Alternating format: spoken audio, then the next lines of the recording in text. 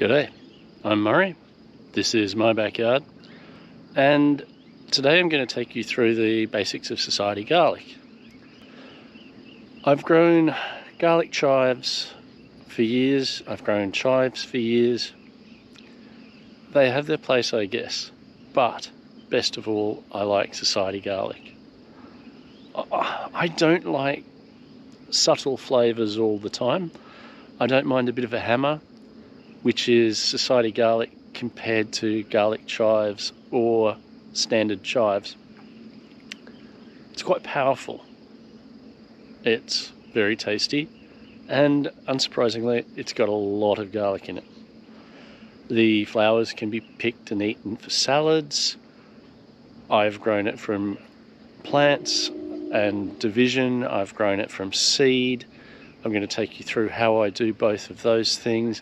Doesn't mean that this is the best way to do it, it's how I do it.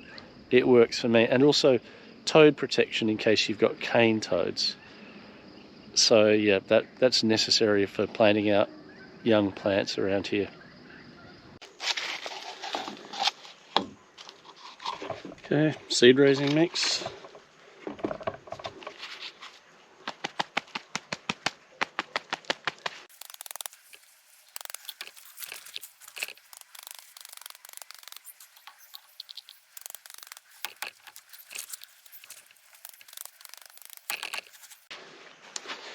Okay, that's a little low tide.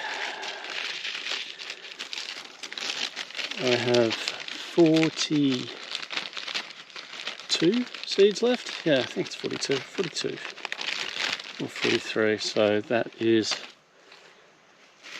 about 15 or 14 seeds per pot.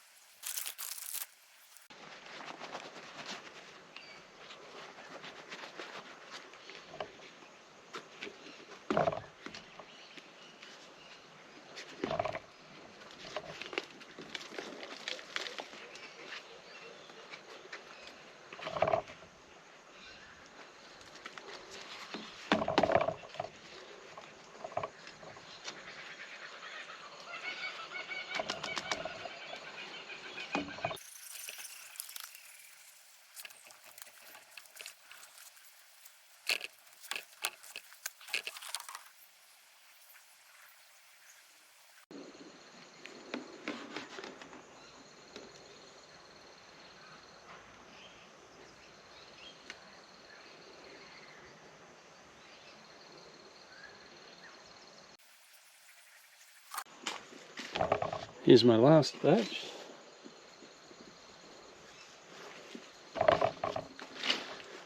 And we've got some of different sizes in here, some quite small ones in here.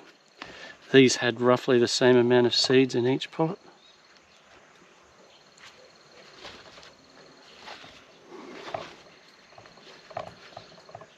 So they don't all strike, but you get a decent strike rate. These will be another couple of weeks, I'd say, before I'm ready to plant them out. I'm planting out some society garlic. It's going to go in near the variegated because, believe it or not, these were variegated seeds, so I expect them to start to colour shortly. I'm going to have to move this at some stage and probably break it up. This is an ordinary, as opposed to the variegated, which I want to keep all together. Variegated over here and ordinary over there ish.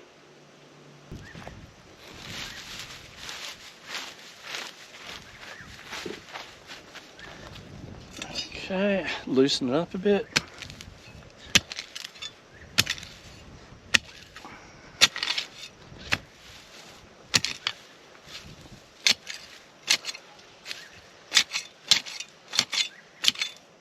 Oops.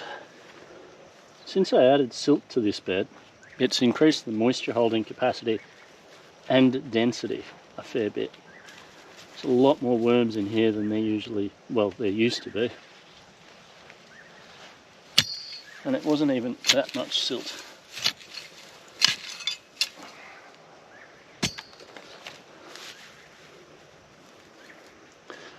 Worm, worm, little worm.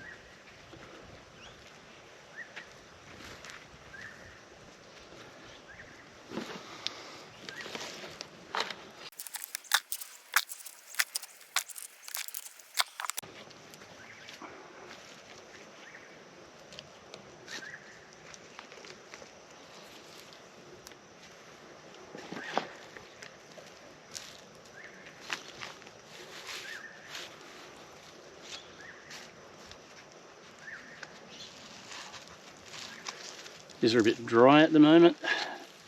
They're due for a water today.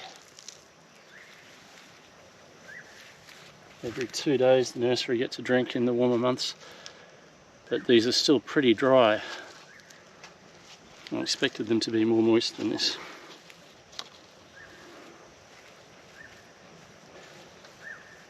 Ideally you'd plant these further apart, but I'm under limitations. I'll explain why shortly.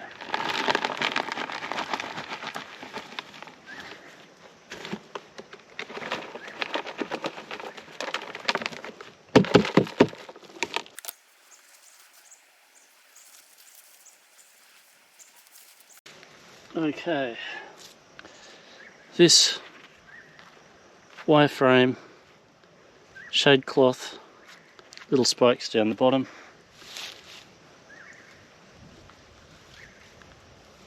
I can't mulch right up to these plants at the moment because they're still a little delicate. And if I have any patches of wet bare earth in the garden, the toads will come and snuggle down and make little hollows, and that will damage young plants. It will completely crush small plants. This is also a little bit of extra shade while the plants are establishing, so two purposes. But I initially created these to keep the toads from wreaking havoc.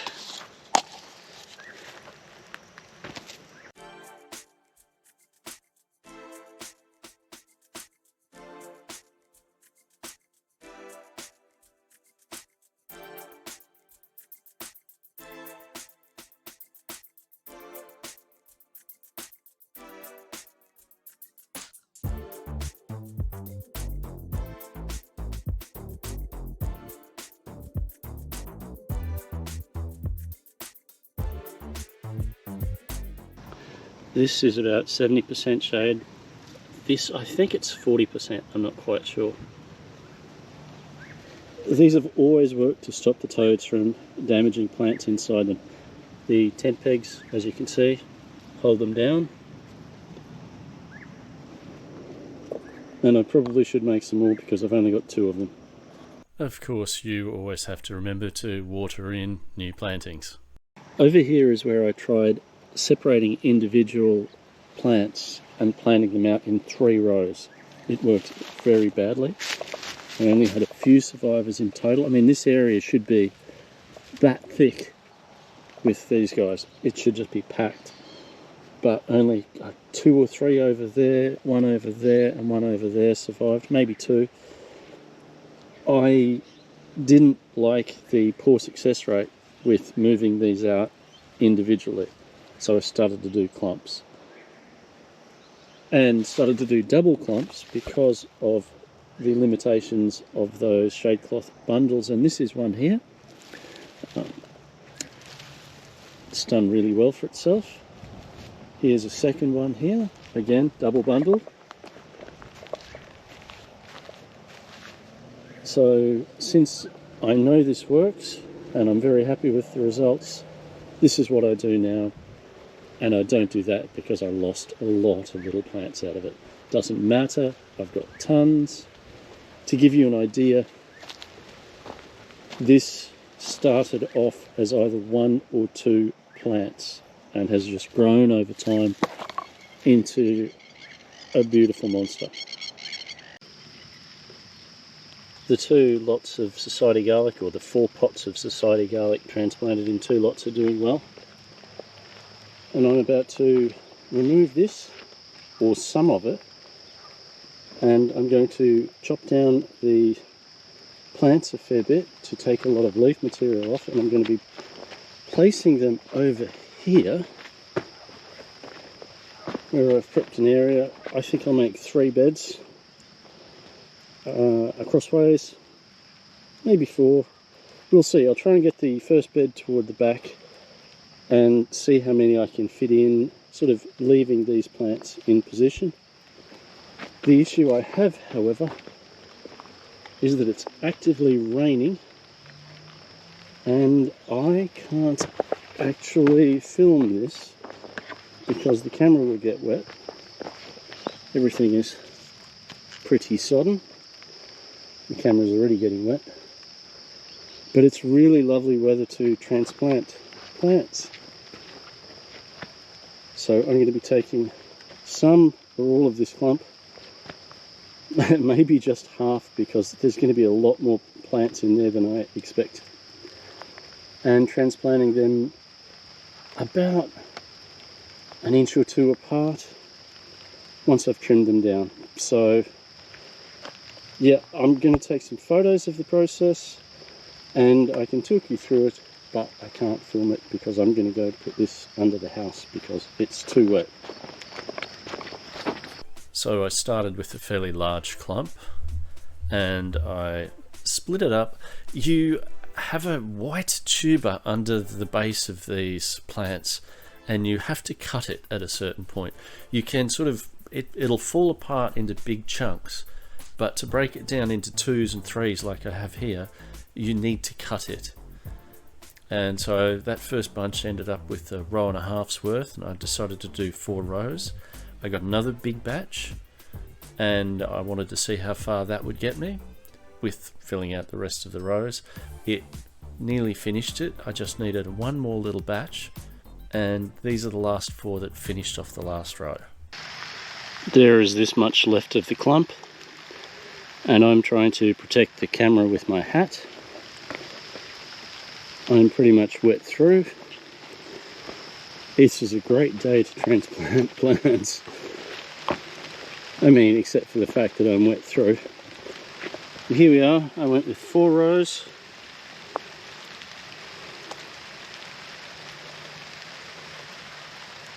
Lots of clumps. Very happy. And I'll show you them in a week or 2. Well, it's been a few days. Surprise, surprise, they're popping up. Unfortunately, so are a few weeds. We had some wet weather, so the toads weren't worried about coming in here for the bare earth, but they will be soon. This is actually mulch I took from this bed that I'm starting with here. The older, better rotted stuff goes down first. Yeah, missed a bit there.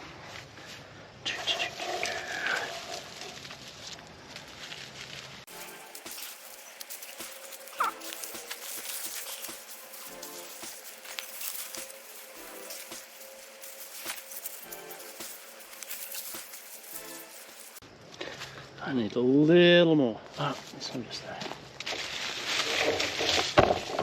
Wahey.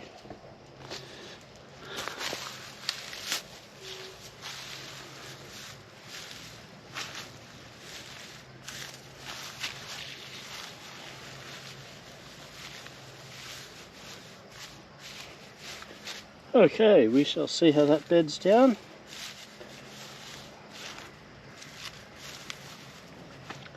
I think that looks pretty good.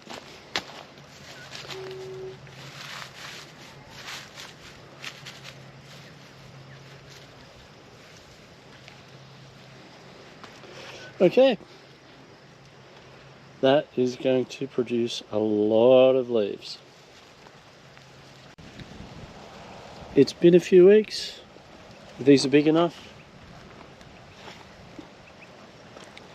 Give them a weed around. and mulch around them and let them go. We had a bit of rainy weather and the toads weren't around, because whenever everything's wet they don't really hunt out the dry earth, the wet earth, so it's the exact opposite of what I meant.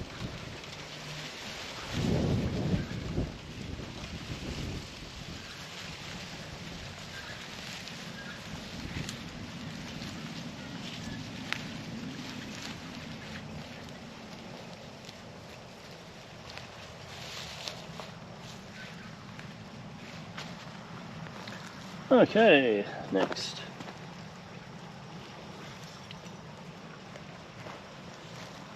Soon have a few more weeds here.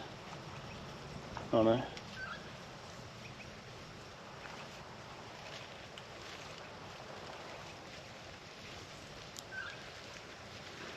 That is actually a small opioid lettuce, Licuta virosa. And normally I never weed those, I just let them grow. But in this case, I'm going to take it out.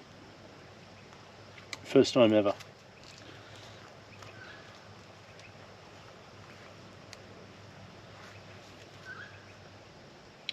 Looks good.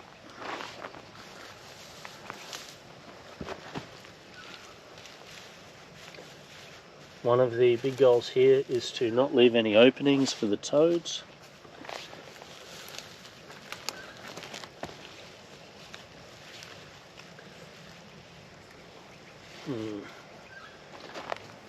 Yep. Pretty good.